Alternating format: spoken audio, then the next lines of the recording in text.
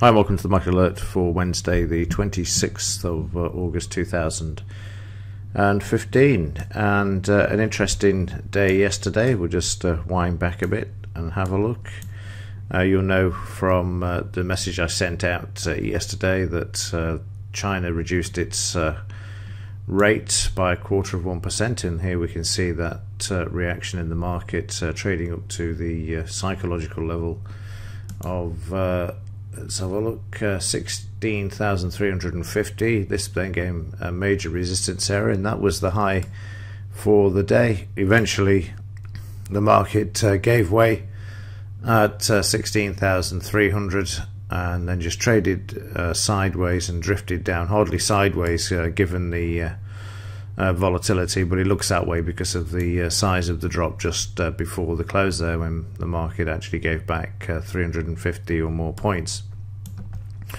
So prices were fairly steady overnight and trading sideways there. But what's very important here, just to come back to this, let me just do this so you can see what it is I want to show you. The market is struggling with the 16,350 level. You want to keep this one in mind, and even a reduction in interest rates by the Chinese didn't really do a fat lot for this market, didn't send it back to the highs of the previous day bar, where before we had the sell-off, which I'll show you in a moment. So keep this in mind, and you can expect a lot more of this as well from the Chinese. They've got quite a few, I think it's 4.5% or 4.25% their rate at the moment, so they've got enough to go down to zero. So you can expect a lot more from the Chinese on this one.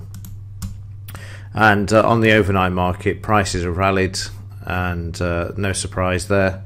They're using the Chinese effect now because they've reduced their rates. They've marked the market back up. Now, yesterday morning, the market in China was down another 8% at one point, and yet the Dow was up 300 points, which we looked at. So China isn't the issue. China is a pain in the rear, there's no doubts about that. But the issue is the Federal Reserve and them increasing interest rates, and that's something that I've said all along. I don't think it's going to happen, because if they do, then you are going to see a massive reaction in this market. There is a bond market that's worthless, it's massive, it's a major bubble, and even Greenspan, the one who started all of this, has warned that there is a major bubble. I'll just show you this so that you can see even the mainstream newspapers warning of what he actually said as well. Let's have a look. Greenspan bond bubble. I can spell it. And there you can see plenty of warnings. This is only 7 days ago, so it's interesting that he's trying to detach himself from it, to say, well, look, it's not my problem, this big bond bubble. But he was the one that started it with the bailing of long-term capital in 1998, and it's been borrowing ever since. He hasn't printed as much as Bernanke or Yellen. Bernanke, I suppose, has printed the most. It runs into around 4 trillion for Bernanke. But he's right, there is a massive bond bubble, and this is what people want to be concerned about, is the bond market, not the stock market. The stock market is the reaction to what's going to happen in the bond market once that goes, and every bubble goes. So what I'll do is start putting the chart for the bonds in the alert as well, so you can keep an eye on it, 30-year and the 10-year. So you can see if you can get a position off those as well to the short side, because if you've got a situation where there is the potential for interest rates to be increased, then you really have a ceiling in a market, which is unusual to get, because if interest rates can't go any lower, bond prices shouldn't go any higher, so you know your upside risk as well. But we'll look at that in tomorrow's market alert. But at the moment, the market's still moving higher. There's enough volatility to trade the pre-market in this. And again, during the official session yesterday, you can see we didn't have any trades because of the size of the bar, still over 50 to 60 points during the main part of the session. So if you're waiting for PTI signals and the like, you're not going to get them with the setting of 25. You're going to have to adjust, but you'll have to adjust the bet per point size as well, so that you don't breach the 1%, or trade the pre-market session. There's plenty of activity around in that at the moment. And until that changes, which will probably be start to taper off, unless, of course, something else happens somewhere. I noticed India now talking about devaluing their currency as well because of what China's done. So there's a whole currency war going on at the moment. Australian dollar 10-year low, Canadian dollar 10-year low. The Mexican peso's fallen through the floor. That's 37% down. There's riots out in South America as well, and in Chile, Venezuela, which are not being reported by the mainstream. The whole thing's falling down in the background and not being reported. I wouldn't say truthfully, it's just not being reported. So again, this is where the alternative media like Zero Hedge actually reports this stuff, so you can actually are informed of what's really going on in the background there. So in the daily charts, you've got this buying starting to come back. You've got the market coming off yesterday's high. The volume was still very high, of course, but now it's trying to make its way back up. And one thing you can do is this with the Fibonacci retracement tool.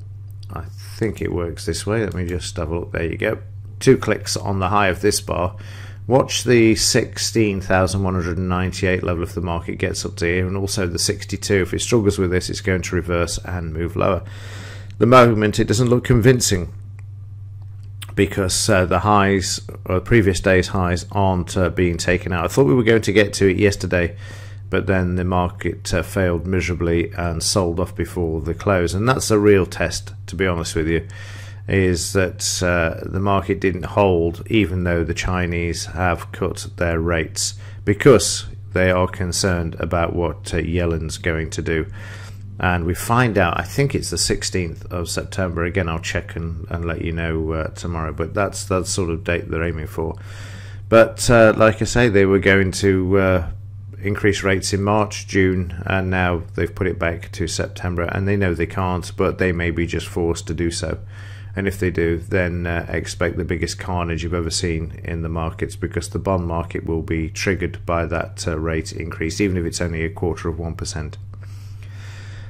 Talking of news, let's have a quick look, see if there's anything around 3 p.m. It doesn't really matter at the moment because the size of the bars in the main part of the market session are fairly wide. But they're wheeling out Dudley today to speak at 3 p.m. See what he's got to say on what's happened over the last few days, so you can expect a market reaction to that. No doubt he'll be trying to calm the market and also possibly hint that there won't be a rise, or there will be. So it'll be interesting to see how the market reacts to him at 3 p.m. And then finally, the implied volatility. It was off just slightly yesterday, 30.14 there, just coming back just a bit, but that's because the market selling off sharply before the close. And on the overnight, Shanghai is up 3.42, which you'd expect, coming off a bit though. This is the high so far. We could expect to see that start to move lower again. Watch the 3,000 level being breached again to the downside, because that's could send the market back down to the June levels of last year, 2014, that is, which is below, heading towards the 2,000. So all of this market's come up from June last year. Great big bubble, and it will end up back down at the 2,000 levels as well. Make no bones about that one, because that's where markets go when the bubbles burst. Commodities still moving lower, 21-year lows now in commodity prices. That says it all. There is no global demand for raw goods, and that's why you're seeing the index continuing to move to the downside, and that's where it's going to go in the short term as well. Copper prices, as you saw on Saturday, are nowhere near the lows that they should be, so expect further records for the commodities index as well. Right, that's it for this morning. I will see you into tomorrow's edition. Unless something happens during the day, I will let you know as usual. In the meantime, thanks for watching. Also, thanks for your support, and see you in the next one.